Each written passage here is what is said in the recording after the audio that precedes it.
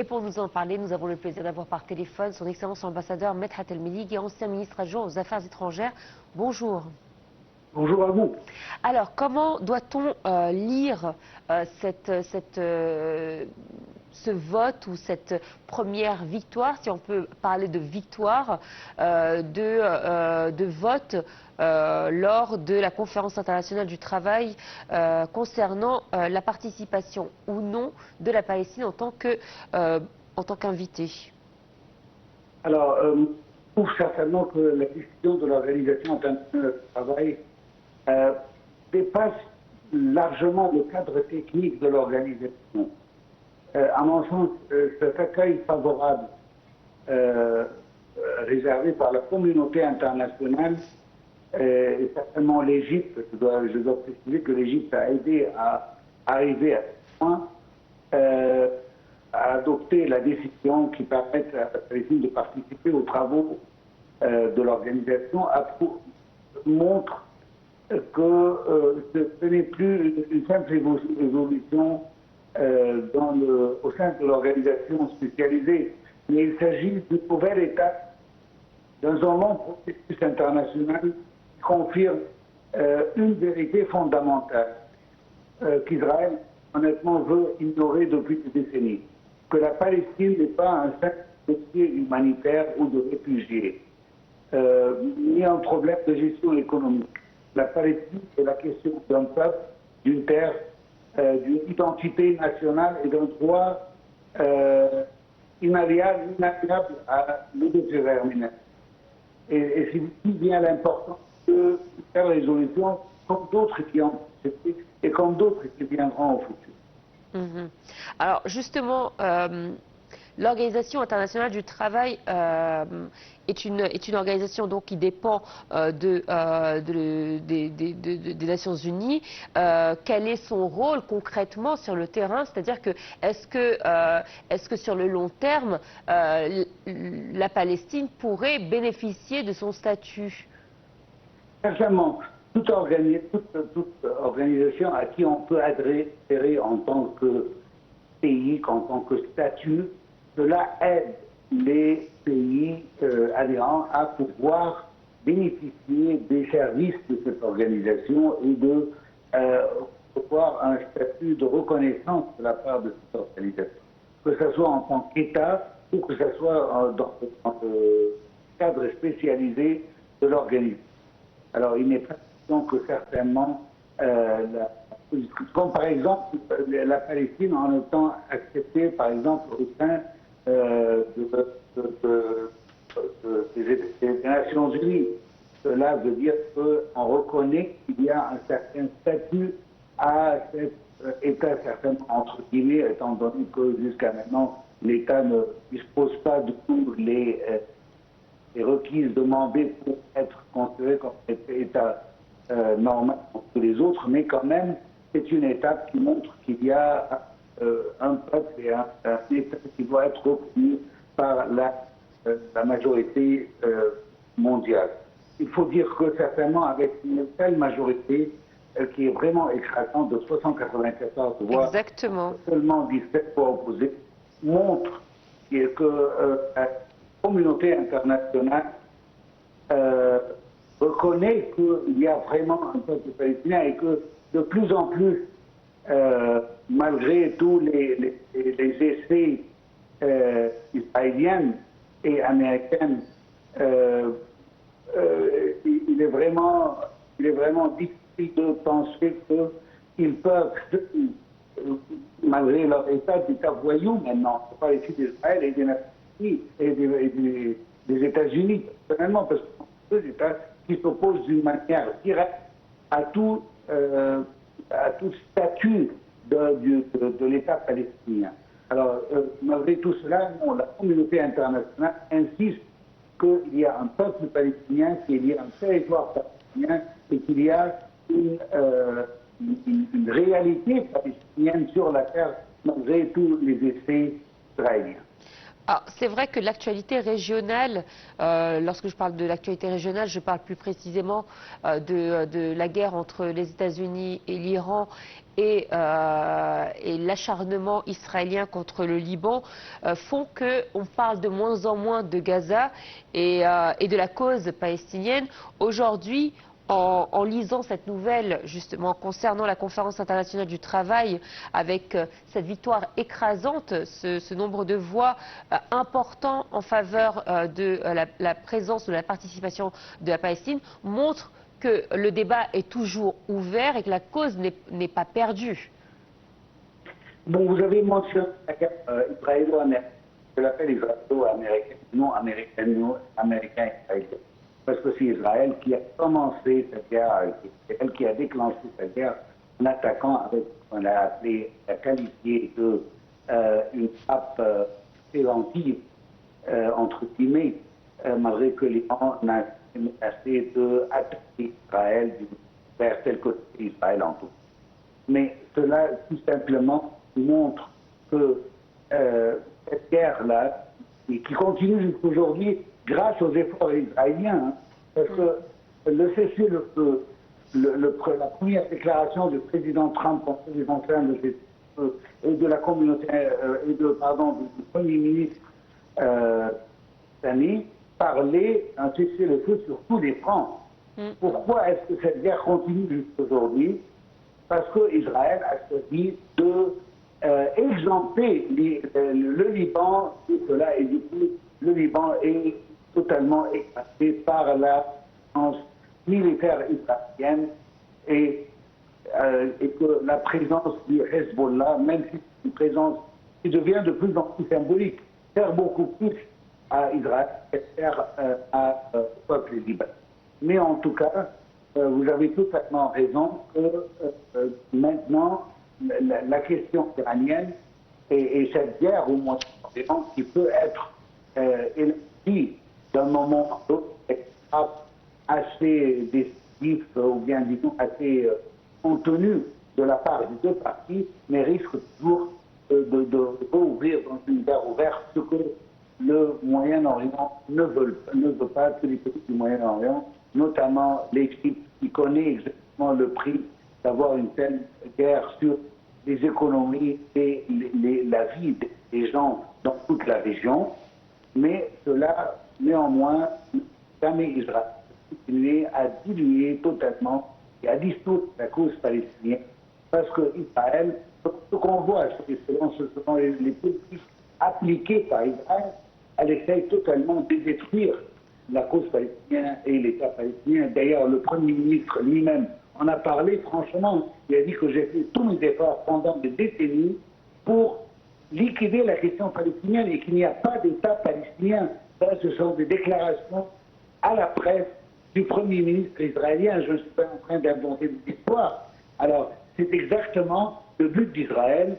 C'est la raison pour laquelle Israël fait tout ce qu'elle peut faire pour totalement annuler la possibilité d'avoir un pays palestinien indépendant sur les terres du 4 juin 1967. Non seulement ça, maintenant on est en chemin pour occuper à peu près 70%, et c'est toujours les déclarations du Premier ministre Netanyahou de la bande de Gaza. Alors on parle de 70% de la bande de Gaza.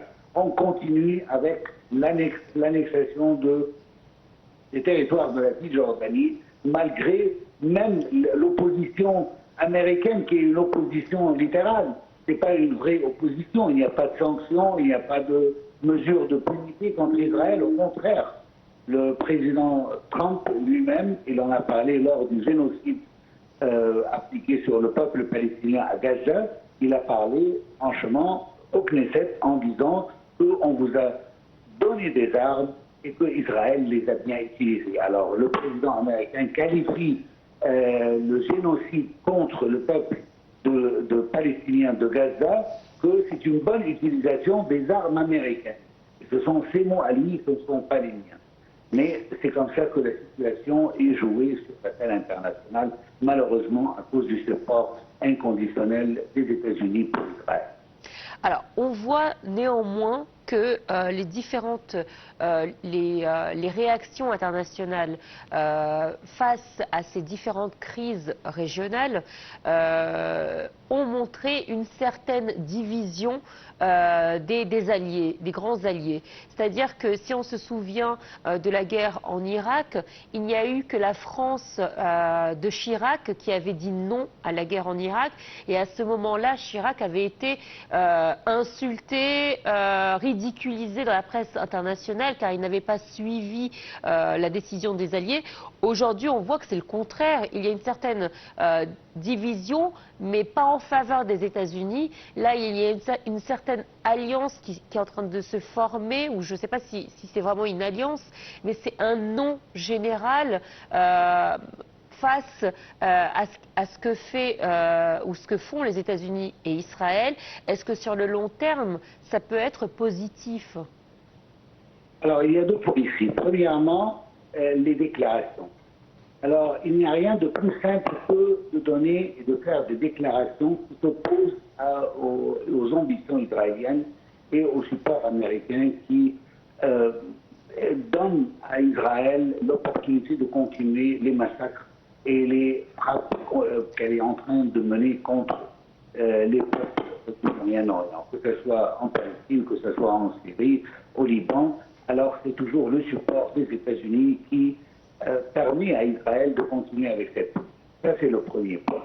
Le deuxième point, c'est que malgré ces ripostes, ces oppositions dans les déclarations européennes ou autres, mais cela n'a vraiment aucune valeur sans que cela soit accouplé avec des mesures concrètes contre l'État hébreu.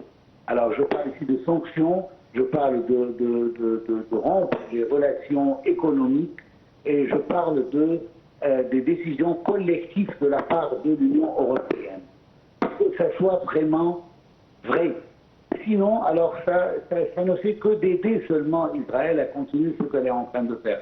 Sans une vraie langue forte de la part des pays qui s'opposent vraiment aux étapes israéliennes, cela n'aura aucune valeur. Et d'ailleurs, jusqu'à maintenant, on ne voit que, malgré l'opposition de la communauté internationale, pas seulement des États européens, et Israël continue ses attaques contre les peuples du Moyen-Orient.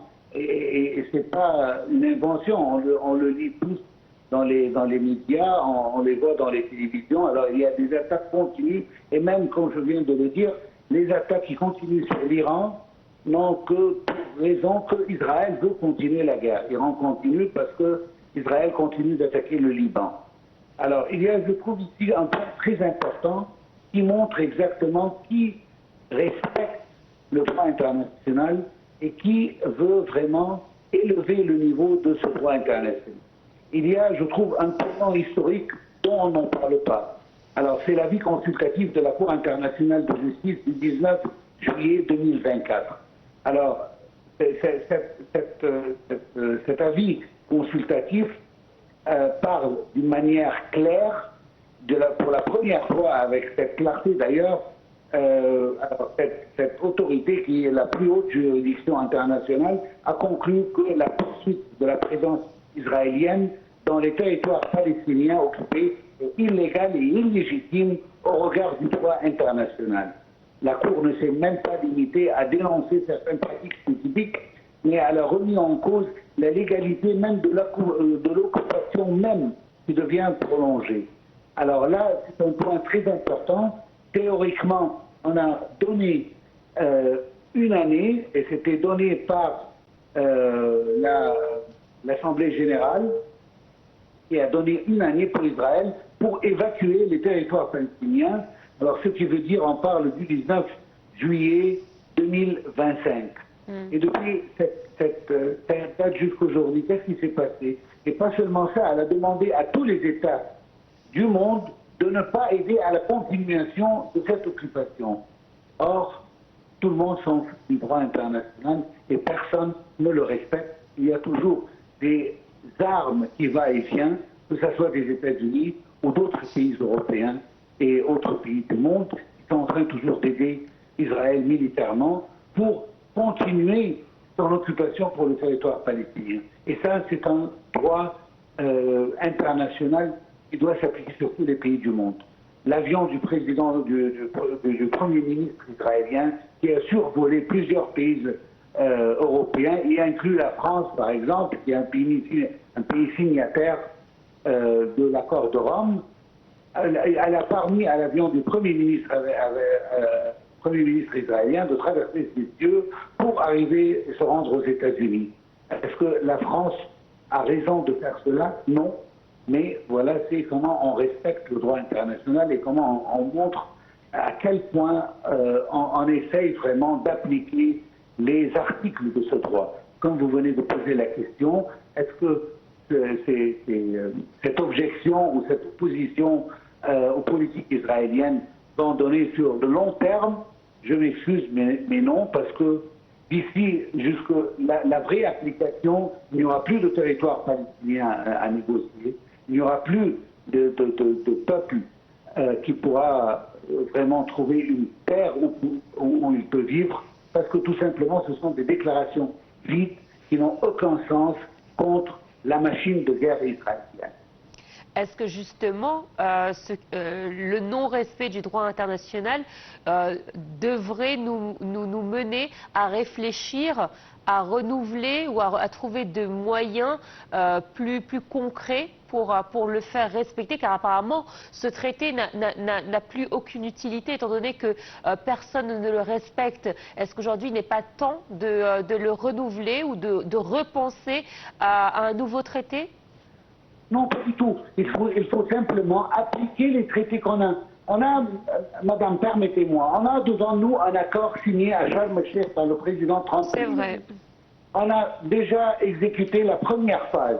C'est vrai. Donc le plus important, c'est de récupérer les prisonniers et les dépouilles des Israéliens et d'autres nationalités qui étaient avec Hamas. Et puis, on doit bouger à la deuxième phase. Mais comme on l'a déjà dit sur ce même programme, comme on l'a déjà dit sur ce même podium, on a parlé que la première étape ou la première phase de cet accord sera la dernière. Parce qu'Israël ne pense qu'à récupérer ses prisonniers. Une fois qu'il y a ces prisonniers, alors on n'a pas besoin de respecter le droit international. D'ailleurs, ce ne sont pas mes mots, ce sont les mots d'un ministre israélien qui dit qu'on doit frapper avec toute force maintenant qu'il n'y a plus de levier palestinien contre l'État israélien. Et c'est exactement ce qui se passe. Est-ce qu'on a pensé, est-ce que personne parle? Où est le président Trump qui doit maintenant parler pour son accord qu'il a signé lui-même, dont il était témoin de la sérieuxité de cet accord? Il y avait une deuxième étape où l'Israël devait se retirer des territoires de Gaza. Il y avait une troisième étape où on allait discuter sur un plan de paix. De reconstruction. Mais c'est terminé. On n'en parle même plus. Effectivement. Et il y a maintenant la guerre iranienne qui prend toute l'attention de la communauté internationale à cause de son impact sur l'économie internationale, notamment l'économie des pays occidentaux. Alors c'est le plus important. C'est pas du tout le palestinien ou les massacres ou même le peuple libanais. Et permettez-moi, n'oublions pas que le premier jour de la guerre ou les premiers jours de la guerre, Israël a commis un massacre contre plus de 150 enfants iraniens lors de bombardement d'une école, que si cela était passé à Tel Aviv ou n'importe quelle ville israélienne, le monde serait à quatre pattes à essayer de trouver une solution pour ce comportement scandaleux de la part de l'Iran. Mais malheureusement, ce sont des Iraniens qui ont subi des morts, des enfants iraniens, et personne n'en parle. C'est terminé. Est-ce que vous entendez même dans les télévisions parler de ce massacre qui a pris place? Non.